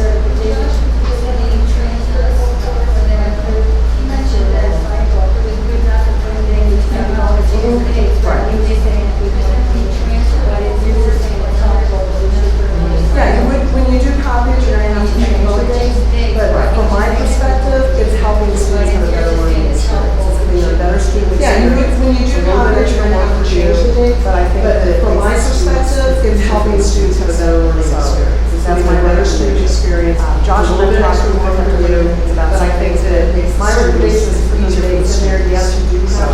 That's my recommendation. But again, Josh and I are talking, we're gonna have different opinions about some things, but my recommendation is to put those dates in there, yes, you do have to change. Not a good copy. But again, what we're wanting to do is we're wanting to create a good Try to student encourage in our experience. department at least, Good student learning syllabus, experience. Not a good, we don't want it good, we want it excellent. Canvas with things. So we, Yeah. the idea is that syllabus, use the syllabus in cycle 2 or cycle 4, Canvas with dates. Yeah. The idea is that the syllabus can be used in cycle 2 or cycle Canvas and dates and due dates. The key is you Correct. have it by And week. we're gonna have a and your workshop on assignments doing by syllabus, chronological order, but and Canvas is all where you honesty, I have indicate like the really dates and radical due dates. for having and- syllabi. Correct. And we're gonna have a workshop on doing syllabus. I think you will. And in all honesty, I would like to. Yeah, that's a good point. Don't put the dates on the syllabus, put it in your canvas, so that way you can have it. I think it will. Okay, and you'll notice down here, there's like spring break. So if there's a break when they're not gonna have class, which now that we're doing this thing, it might be different. Okay, and you'll But notice you down might here, put that in there there's as like well. So spring break. So if there's a break when you're not gonna have class, which now we're doing this thing, it might be different, but you might put that in there as well. So it just depends. Like if you're going to go to ETS, so there's that, because things, this is a course that I did a couple of years ago, so some things have changed, so anyway. Now, this one is, the things, this is when I did, this is a course that I did a couple of years ago. and so some student things changed, teachers, so anyway. Now, this one is, this is one I did for student teaching. And student teachers, they kind of operate on, so their chunks of topics still need to be module one with all this stuff about pre-student teaching experience. So I organized it before they actually started. So there are chunks of topics in here. So module one was all this stuff about pre-student teaching. What did they need to do before they actually started student teaching experience? So we have a list of things here that they need to consider. Getting their sub-cert, doing a classroom visit beforehand, things like that. So the module 2, first day, there was a module that day.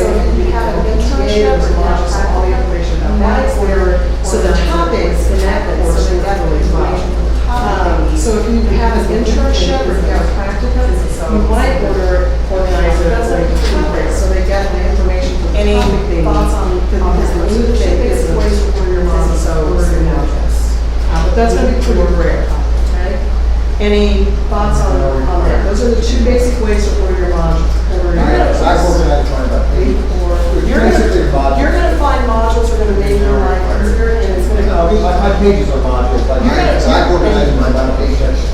You're gonna find modules are gonna make your life easier, and it's gonna No, my pages are modules, like. We want to create the best student learning. Well, you wanna have a module section. They can go into your module And again, we're coming back to this, we want to create the best student learning experience. Chris, do you have a question? And they can go into a module and find what they need, it's gonna make their life better.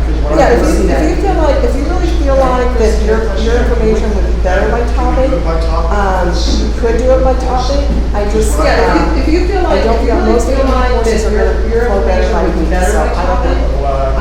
If you have that choice, because you're designing, you have to have it I organized don't one know, of most those two ways. courses are gonna flow better by weeks, so I don't know. It's all about. But you have that choice, because you're designing, but we have to have it organized one of those two ways. Most of the Excel meeting thing to me, it's all about what goes in the test one. That's three. They don't write every sentence in chapters, all there. They're closing maps, everything's on there.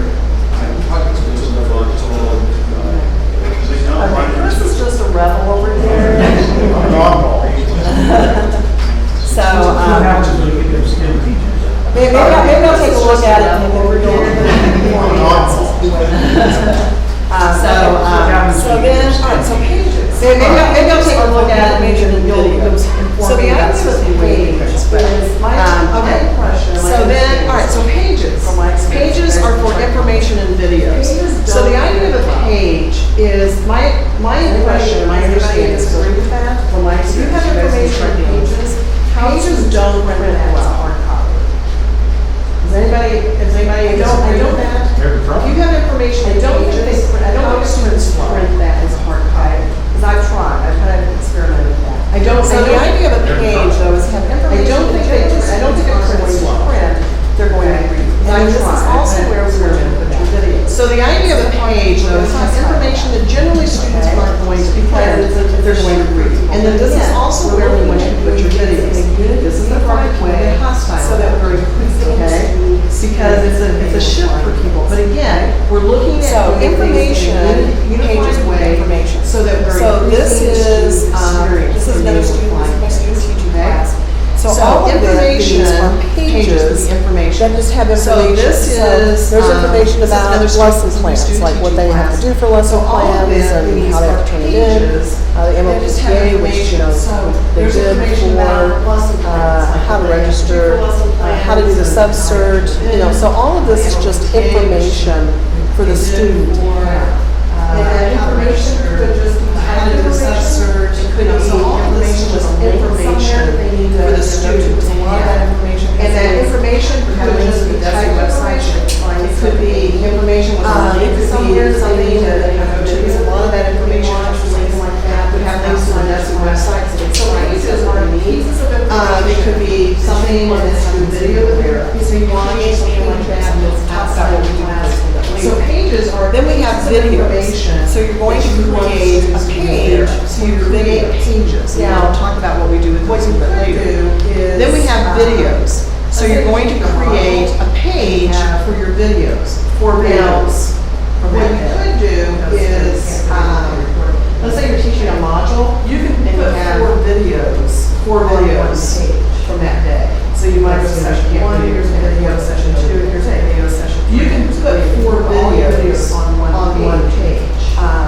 So you might go session 1, here's a video, session 2, here's a video, session 3, here's a video. So the idea of Hugo is you have your video, and then If you're so you can inclined, write, I would you say know, you- I mean, put some it really instructions or is just make some comments. So the idea of Hope you Hugo enjoy is you watching have the your video video, as much and as I then enjoy making it for you, you know, whatever. And then you can post your link in your video. comments, hope you enjoy watching the video as much as I, as much as How many of you make have already video, been whatever, and then post your link in the video. So you're gonna have A little videos less on hostile group pages. today than this afternoon. How many of you have already been putting videos in pages? Okay, a little less hostile group today than this afternoon than this morning. Uh-huh. Can we, I found most of good on the page, with all of our videos using those on one page. It's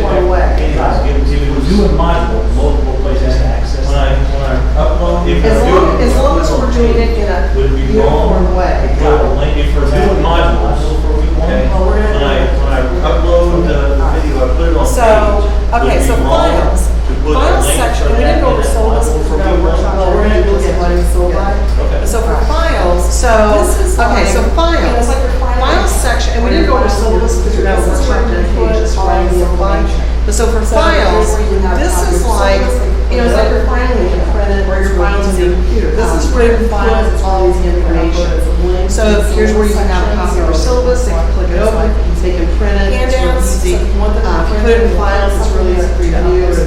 So for example, you can give instructions on what it's like.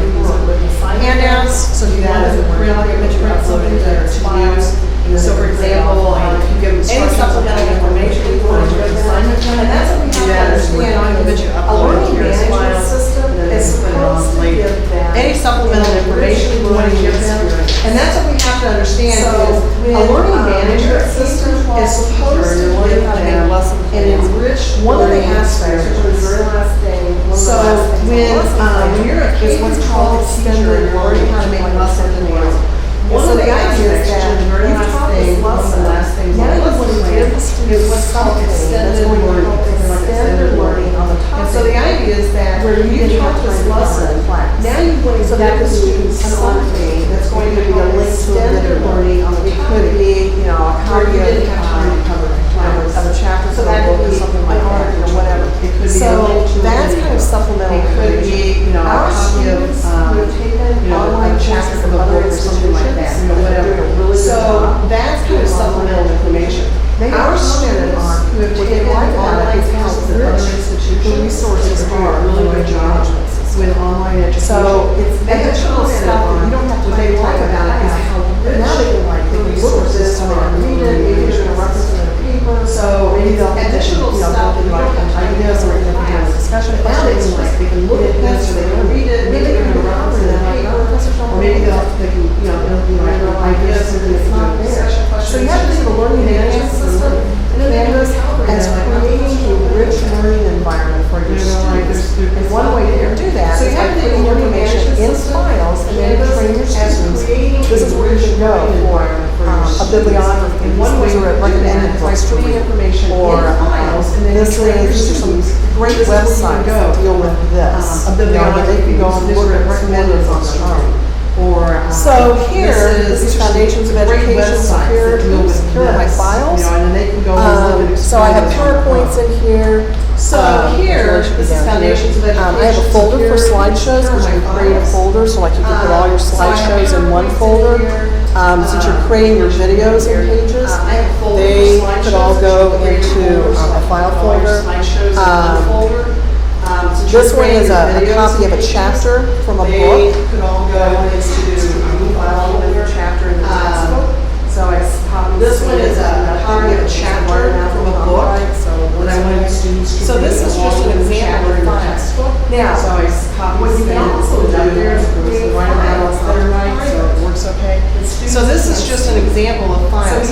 Now, what you can also do is create files that are private and have it in students' orders a way of. So you can put all of your teaching stuff in a file in Canvas and have it be unpublished or as a way of kind of like. So when you log into your documents, so nobody can get into it or something, there's a third option, I can't remember what it's called. Open up, and then that's only accessible to you. So when you log into your classroom, you don't have to bring anything with you necessarily, because, you know, so you can have files that students, and then you can draw all your stuff in as what you use, okay? And so sometimes so you can have files that students can see, but you can also have files that are folders and organized and things like that. And so sometimes, you know, so kind of back, think about that questions you guys had. This is an example of what I consider a robust make folders and organize and give you an idea. Okay, so kind of coming back, so this is what questions you guys had. This is an example of what I consider a robust. I've got the dates up there. So it kind of gives you So an idea. what I have here is a page that gives the learning So this is objectives. for human growth So for that development course. particular week, I've got week you know, one, it's in I've that got one the dates one up night a there. week.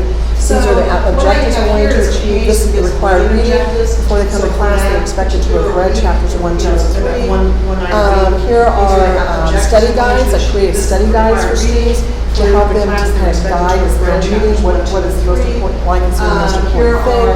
here are the study video guides, sessions, study guides and for here are the students PowerPoints. To help them to kind of guide. So them everything what that is those most students would important, what is need for most week important one thing. are Here are the video all sessions, there and in here are the our PowerPoints. So everything that those students would need for week one Anything else you are want? all. So this would also be where assignments would go, you create an assignment, you put it in there, you can create a quiz, you can put it in there, so, and anything else you want to have in that week. So this would also be where assignments would go, you can create an assignment, put it in there, you can create a quiz, you can put it in there, so, anything that they have in that week, they've got an assignment I have. So for example, if you've got an assignment that's gonna be due the next week, maybe you want to put the assignment in here, so they see it and they go, oh, that's an assignment I have to do for next week. Okay? Just kind of triggers that. Questions or Then thoughts they get or ready to answers submit that it, you you just throw? go into assignments and submit it. Okay, does that make sense? All right, questions or thoughts or any. My thing is, if you put them all in one thing, then it's like you gotta go and they're kind of your question in.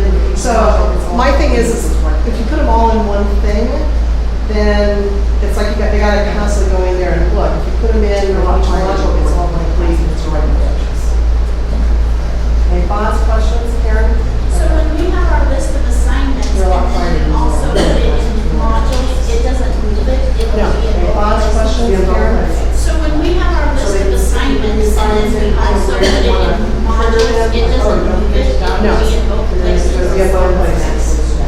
So they can see, you put the assignments in kind of where you want to trigger them. Oh, don't forget you got And this. to do They show this assignments and actually is not- and submit it. It's not as time consuming as you think it is. I've been working with. And to do on setting up, this is not, on setting up their it's not course as time consuming as you think And it it's is. just like, once you've got the master files, on setting up, and it goes on, it's an adjunct on setting up their course and everything like that. It's not, And it's just like, once you have things in files, it's just the same process across the board. It's really easy From to faculty do. member to faculty member, students are. It's not time consuming, but I think that if we're using the same process, Same our supporting board classes, is so happy. From faculty member to faculty member, students are going to. Say our praises and be so happy. I don't think. So let me just give you an example. I have a friend who's, a lot of the public schools are here this afternoon. So let me just give you an example. Some of the public schools, I have a friend who's, a lot of the public schools are using Canvas. It's like, they go through and if they do all these modules and stuff, they actually use certain areas for their faculty, they have professional development, they adopt a day, they go through, they do all these modules and stuff, they actually. Anyway, it's one particular school, they adopt Canvas, they don't do it. And, a friend of mine, her son, went to that school. And he was so stressed out. Anyway, this one particular school that adopted Canvas, and, a friend of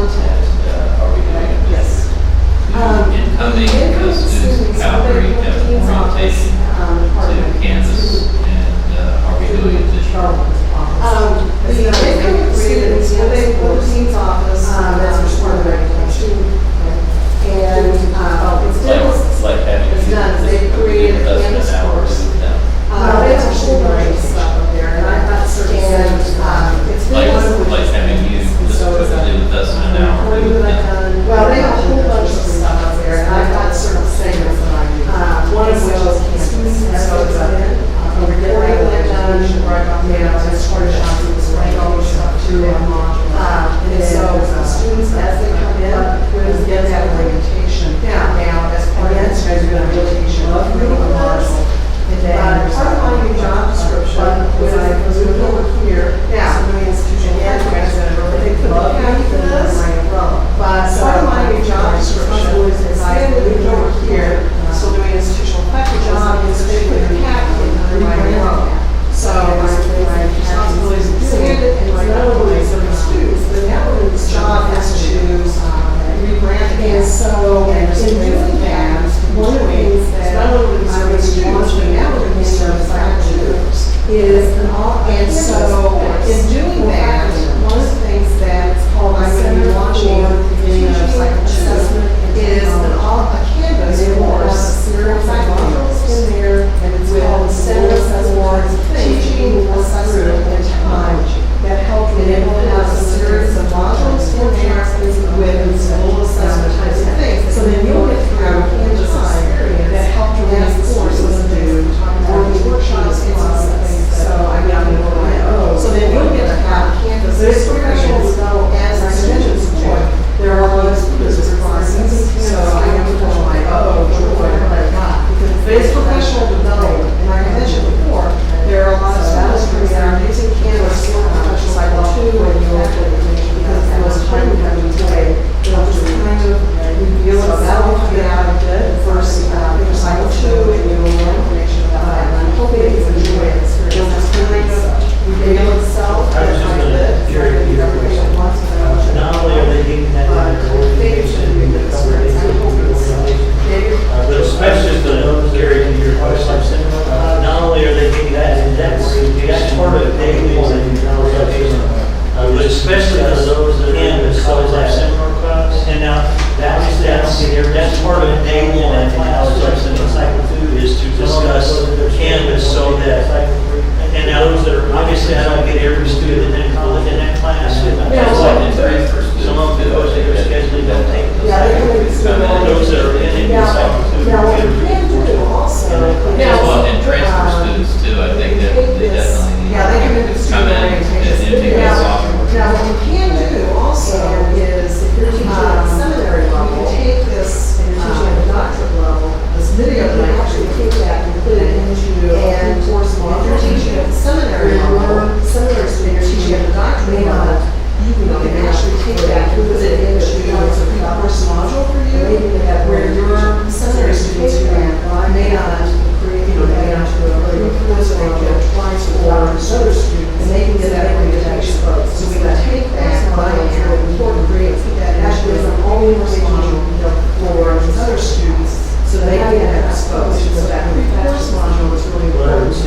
That gives them all the information Because I have students this side. but having that class published is Whatever the same goal on with them is for the, because I had students this side. So what I did was I got a student there, these days, 10 foot step in, 2 of them are East Coast on how to get into campus. So what I do is I got there, these days, step 1, step 2, trying to reinforce this those things on how to at least get into campus.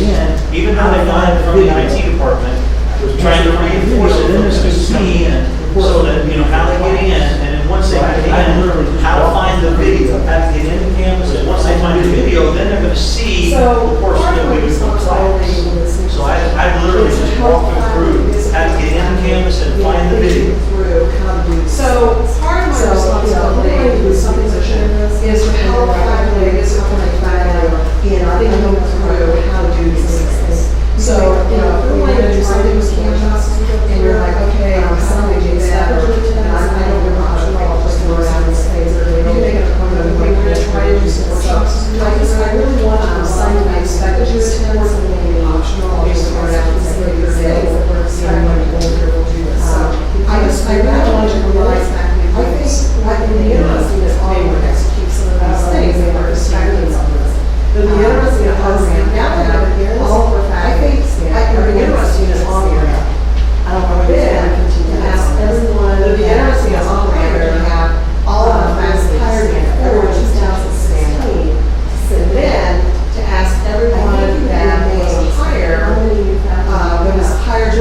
before 2016. So our faculty, I think you would be amazed at how many faculty we have just in the last end of the notes. So our faculty is not only provides training back in the originals and the originals, and a lot of them coming in with no sort of experience whatsoever. So we really need people to provide support. So that's kind of what I'm always doing. So I am a resource one pressure, how do I do this? How do I support this stuff? So there are some other, that's kind of what I'm really going to do. So I am a resource for you, so kind of thinking, how do I do this? How do I do this? There are some other people that are really good. I know Josh Paxton's for that's what I think really well on that. So, I mean, say, hey, maybe it's like, all right. So John's going to be up here with the little deck, which I'm about to take a look around. All right. So John's going to be up here and in front of the deck. Are you saying the folks that's only working with people? Let's try some more slides. Are you saying the folks that's only working with Let's try some more smiles. The one point I didn't get on the presentation